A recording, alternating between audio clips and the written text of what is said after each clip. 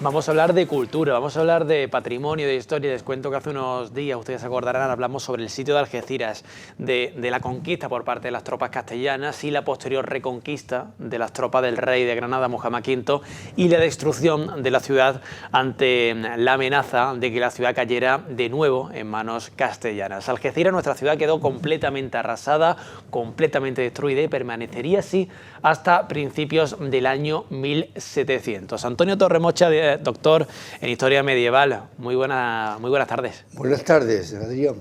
Antonio, una vez que las tropas de Muhammad V destruyen la ciudad de Algeciras, la ciudad se queda prácticamente vacía, completamente destruida, 325 años, 3 siglos. Durante estos 3 siglos, ¿qué ocurrió en Algeciras? ¿Qué pasó con esta zona? ¿A quién pertenecía esta zona? Bueno, lo primero que quiero decir es anotar un punto donde hay cierta oscuridad, cierta polémica. Sí. Es sobre la fecha de la destrucción de Algeciras por los nazaríes o los granadinos. Yo he consultado un documento del Archivo Histórico Nacional y otro del Archivo de Simancas, Sí. donde aparece en un documento de año 1400 y pico, 1401 creo que era, dice que hay un documento en el archivo en el que aparece que el rey le concede al Consejo de Tarifa autorización para que aproveche parte de los términos de las Algeciras. Si esa autorización es del año 1383, quiere decir que ya estaba destruida la ciudad.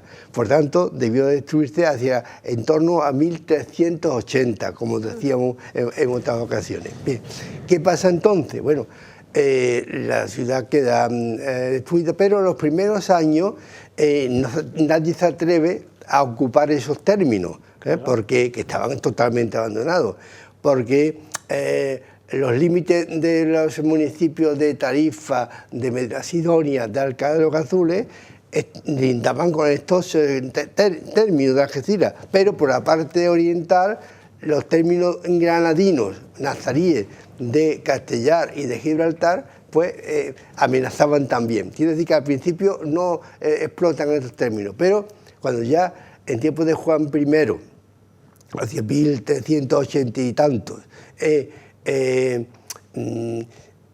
llega un acuerdo de paz entre Castilla y Granada, ya los vecinos de Tarifa y de Jerez, sí, ya se atreven a ir ocupando parte de los territorios que fueron de la antigua Algeciras. Y así tenemos documentación de cómo, por ejemplo, hay una de 1383 también que dice que como eran baldíos, el rey le concede a Tarifa y a Jerez la potestad de ocupar territorios para su aprovechamiento, para que aprovechen los prados y las dehesas para el ganado, los montes para sacar leña y los mares de Algeciras, de la antigua Algeciras, para pescar. Mire, ¿qué ocurre?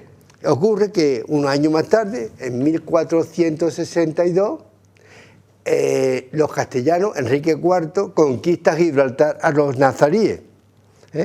Entonces, lógicamente, como Gibraltar tenía muy poco término municipal, nada más que el Peñón y un poquito más hasta el Río Guadiaro. Quisieron ampliar un poquito. Entonces, hay un privilegio de Fernando IV de 1462, una vez conquistada Gibraltar, y le concede al Consejo Gibraltareño los antiguos términos de Algeciras, para que formen con ellos el término de la Gibraltar cristiana. Decía, Algeciras perteneció a Gibraltar.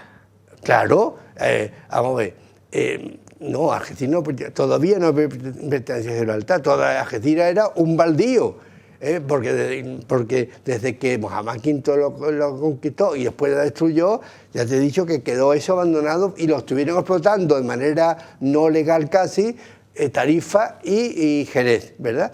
Pero cuando se conquista Gibraltar, en 1462, el rey concede los antiguos términos de Algeciras al Concejo de Gibraltar, lo cual provoca un conflicto y hay un recurso del Ayuntamiento de Jerez y el de Tarifa ante la audiencia de Granada, la Real Chancillería de Granada, para que no le quite Gibraltar los términos que venía explotando desde hacía 50 o 60 años.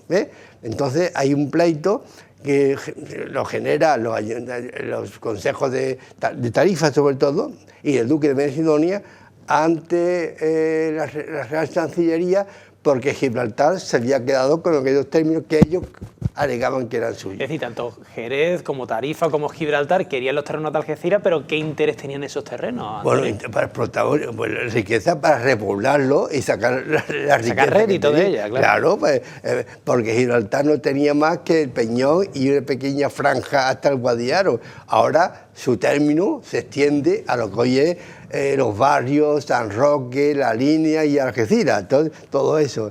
Pero claro, choca con los intereses de Tarifa y de Jerez y del duque de Macedonia que querían esos territorios. Hay un pleito y se va alargando hasta el año 1515, cuando la Chancillería de Granada falla a favor de Gibraltar, para que Tarifa, dice, tiene que devolver los hechos y campos que había ocupado, dice, y en caso contrario tiene que pagar 300.000 maravedíes por cada año que lo habían estado aprovechando y dárselo al Consejo de Gibraltar. ¿Cuáles eran esos hechos, esas dehesas que estuvieron los tarifeños aprovechando del término de Algeciras? Pues fueron las siguientes, te las voy a decir ahora mismo, espérate, por aquí lo tengo, ahí está, sí. Los términos que Tarifa estuvieron aprovechando del término de Algeciras era Arroyo de Cuevas, Arroyo de las Culebras, Navafría, Cabeza de las Habas, el Aztiscal, el Pedregoso y el Arraez. Hoy día son fincas que pertenecen a Tarifa, pero que en teoría debería haber sido devuelta a Gibraltar, pero que nunca se llevó a cabo esa retrocesión. Posiblemente cuando llega la debacle de 1704 con los ingleses, lógicamente ya Gibraltar deja de ocupar el territorio y Tarifa se aprovecha y se apodera de esos términos que eran de Gibraltar. Antonio, en 1462 ocurre eso, pero creo que un poquito antes, en 1439, ya hay una posibilidad para repoblar Algeciras, de un acuerdo entre los castellanos, y en este caso todavía las tropas. En tiempo del rey Juan II, en 1439, este rey y el rey de Granada, Mohammad IX ya, llegan a un acuerdo para firmar unas paces entre ambos reinos. Vale. Y se firman, pero el rey de Castilla le pone como condición a Mohammad IX, que tiene que reconstruir Algeciras, porque dice claramente, porque fue una... espérate, por aquí lo tengo yo. Dice sí, fueron destruidas en tiempos de paz por los moros. Quiere decir que reconoce, pero Mohammad IX no acepta, imagínate la cantidad de dinero que se reconstruye, entonces no acepta esa cláusula, pero te firmaron las fases unos meses más tarde, pero Algeciras continuó destruida, no pudo ser reconstruida. Volviendo, Antonio, al año 1469 en este caso, creo que el duque de Medina Sidonia, que era el dueño de la ciudad de Gibraltar, ¿no?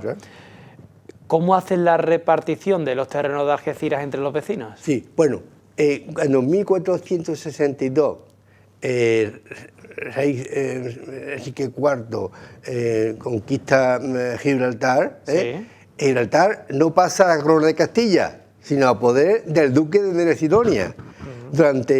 Hasta el año 1502, esa ciudad y sus términos pertenecen al duque de Medina Sidonia.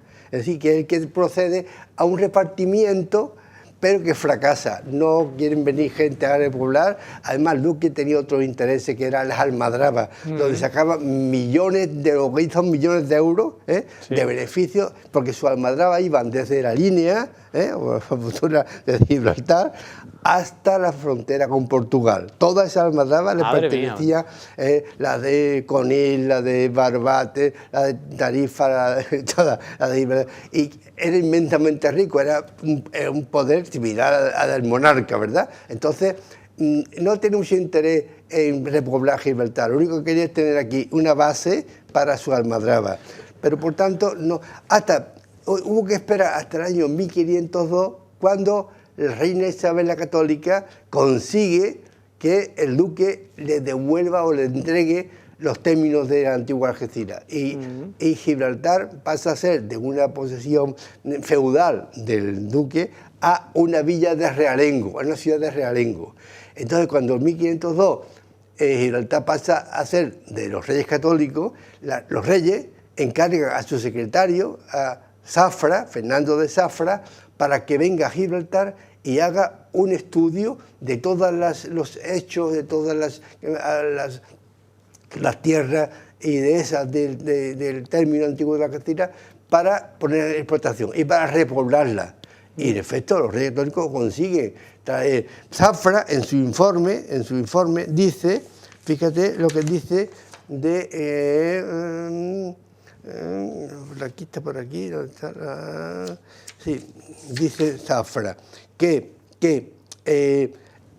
las mejores dehesas del antiguo término de Gibraltar eran las Algeciras y los barrios. Dice, vamos a poner en explotación esas dehesas para repoblarla con gente que venga de fuera de Gibraltar, y conseguiremos enriquecer, obtener muchos beneficios para la corona y para el Consejo gibraltareño. Y dice, las más ricas son, dice en su informe Fernando de Zafra, las más ricas de estos hechos o de esas son Ojén, Getares, Las Navas, Zanona y Benarás. Algunas son hoy día de San Roque, de los barrios y de Algeciras, ¿verdad? Esas son las mejores de la finca, que van a repartirla entre los repobladores que traen. Vienen unos 500 familias a repoblar en el año 1502, que conforman el germen del Gibraltar, que después llegó hasta el tiempo de que los ingleses se apoderan de ella, ¿verdad? Incluso, Antonio, la corona también quiso, obviamente, también repoblarlo, e incluso le propuso a la Iglesia que se hicieran 2 abadías, ¿no? Sí. En las iglesias de Algeciras y Gibraltar, pero el obispado de Cádiz dijo, nada, nadie sí. a la China. Hay un documento en el Archivo Histórico Nacional que lo dice claramente. Dice, el rey Enrique IV, cuando toma Gibraltar, le solicita al Papa la erección de 2 abadías, unas seculares o colegiales, en las iglesias de Algeciras y de Gibraltar, para ayudar a la repoblación, lógicamente. Pero claro, eso era darle un poder, porque temían algunos que estas abadías se convirtieran en el germen de recuperar el obispado de Algeciras. Claro. Y el obispado de Cádiz. Entonces, el obispo de Cádiz se niega a conceder autorización para que se establezcan esas 2 abadías. Qué maravilla. Bueno, al fin y al cabo, desde ahí viene el amor de Cádiz hacia Algeciras. Sí, ¿no? Podemos hablar de la cantidad de ofensas que hemos recibido a lo largo de la historia, ¿verdad? Antonio, además, al principio de... Una cosa importante que no hemos dicho, es que en esta repoblación que se hace por el duque de Medina-Sidonia, sí. El río de la Miel, sus dehesas, lo que eran las huertas del río de la Miel, lo que eran hasta hace poco las huertas de la Bajadilla, de Pajarete, todas esas huertas, ¿no?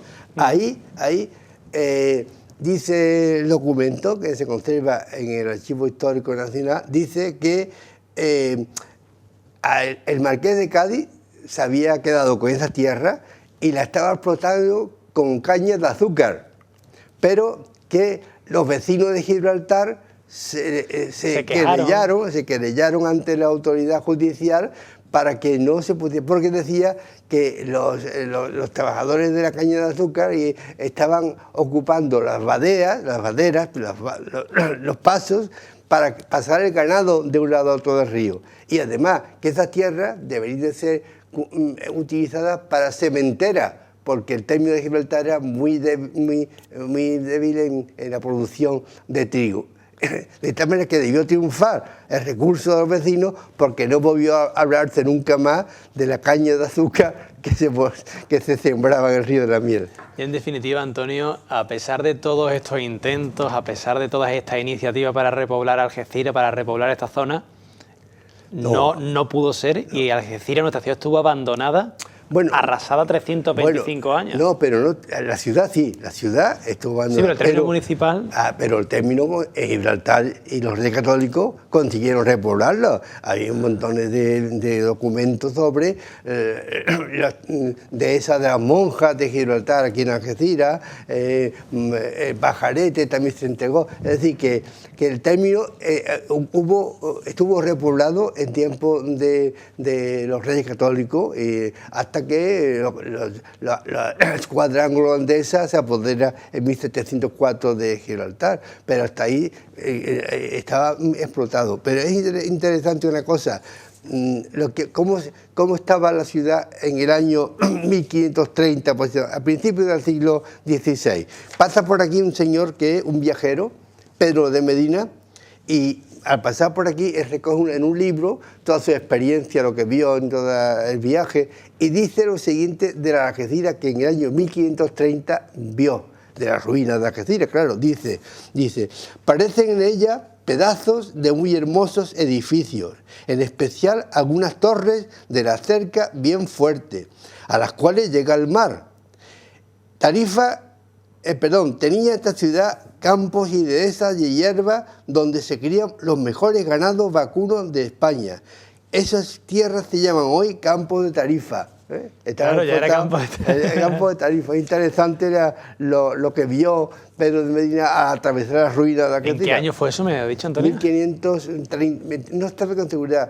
Pedro de Medina escribe la obra entre 1526 y 1530. Sí, más o menos. Tercera década del siglo XVI. Pues Antonio, muchas gracias por esto, pero antes de eso, de despedirte, me gustaría preguntarte qué te parece la elección de Carlos Gómez de Avellaneda como nuevo cronista oficial de Algeciras. Bueno, yo creo que ha sido una decisión muy bien pensada y además me parece que acertada, porque mi amigo Carlos Gómez de Avellaneda lleva trabajando en temas históricos y en patrimonio, yo creo que desde que tenía 15 años, ¿no? Entonces, es un hombre que sin duda alguna va a dedicarse plenamente a esa nueva función, y yo creo que, yo le deseo lo mejor, porque estoy seguro que con su bien hacer vamos a obtener muy buenos resultados en el tema de cronista oficial de Algeciras. Pues Antonio Torremocha, doctor en Historia Medieval, amigo, muchísimas gracias por este ratito aquí en Onda Algeciras Televisión, hablando siempre de historia, de patrimonio y de cultura. Muchísimas gracias. A ti. Muchas gracias.